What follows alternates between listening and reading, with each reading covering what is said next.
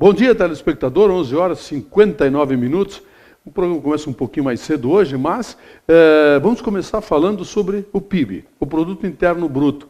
Tem sido tão criticado pelos economistas do Brasil, o nosso PIB, que a gente fica preocupado. Pô, mas que coisa, né? É uma porcaria, o Brasil não cresce, não sei o quê. E que já estavam dando, não, os Estados Unidos teve toda aquela crise, a maior crise da história da humanidade, a crise econômica aconteceu nos Estados Unidos, se propagou pelo mundo inteiro, e no Brasil, como disse o Lula, foi uma marolinha. Em vez de ser o tsunami que foi nos Estados Unidos e na Europa. Mas, aí agora, os Estados Unidos estavam retomando o crescimento, anunciam o PIB, menos 2,9%. Ou seja, negativo, PIB negativo. O PIB negativo nos Estados Unidos reflete no mundo inteiro, tanto que a Espanha, alguns países da Europa, eles estão aí numa nhaca que dá gosto, né? Maior índice de desemprego da história, a economia está um horror, escândalos de corrupção na família real espanhola, aquela coisa toda. E nós estamos preocupados aqui porque o nosso PIB cresceu pouco. Ele cresceu, cara. Pô, cresceu, o PIB cresceu, nós estamos criticando porque o PIB cresceu pouco. Vocês lembram o que aconteceu quando deu a crise do México, lá na década de 90? A da Rússia? E lá na Ásia? O Brasil quebrou 3 vezes, meu amigo. O dólar disparou, foi para quase R$4, quase não, chegou a R$4. Quer dizer, nós chegamos numa situação econômica, o país estava... Reservas cambiais do Brasil, 17 bilhões de dólares. Uma reserva cambial assim, tipo a de Caxias do Sul, de um município. Hoje nós estamos com uma reserva cambial de 370 bilhões de dólares. Ou seja, vamos parar um pouquinho, gente. Vamos parar um pouco de avacalhar com o Brasil. Vamos viver um pouco mais esse país com toda a nossa intensidade, com a nossa força que nós temos. Pô, se o Brasil não quebrou até agora, não vai quebrar mais. Já chegamos a ter juros de 46% ao ano, também na década de 90. Tivemos agora na década de 2000 ali, no início, 2002, 26% de juros, taxa de juros, nós sabemos as consequências, e agora estamos enchendo o saco porque o PIB cresceu pouco. O PIB cresceu, graças a Deus, né? Mas tudo bem, vamos lá. PIB norte-americano, menos 2,9%.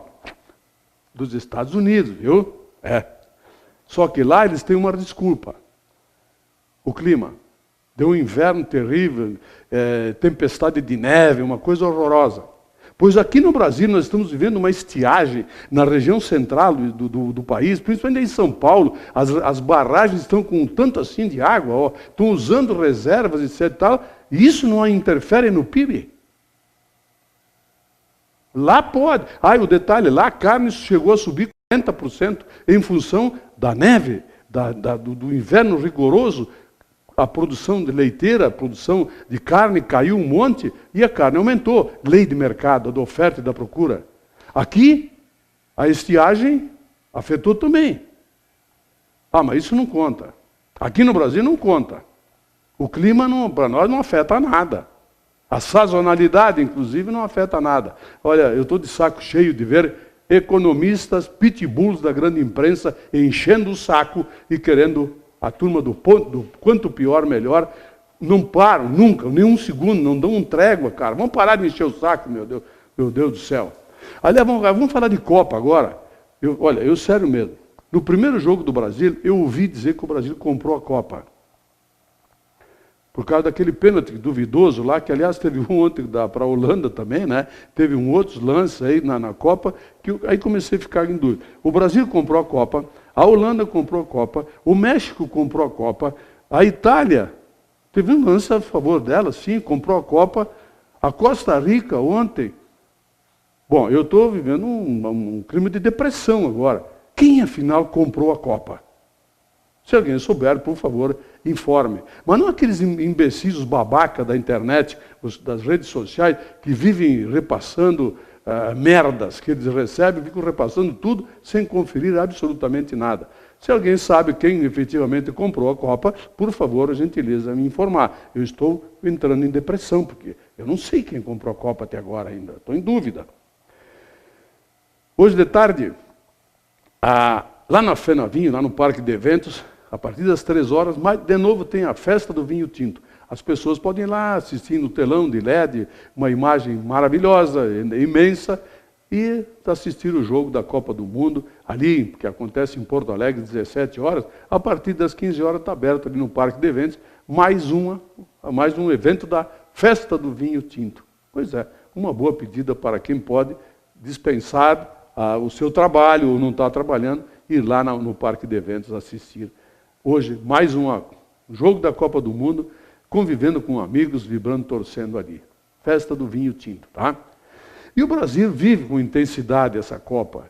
Eu tinha receio, sério mesmo que eu tinha, com os bandidos, os black blocs, os yellow blocs, etc. Tal, querer bagunçar, ou não vai ter Copa, etc. E tal. Só que eles foram colocados no seu devido lugar. As autoridades dos estados e do país tomaram as providências necessárias e hoje nós estamos tendo Copas sem nenhum problema. Que bom que nós estamos sendo vistos lá no exterior, bem diferente daquilo que eles preconizavam aqui dentro do Brasil.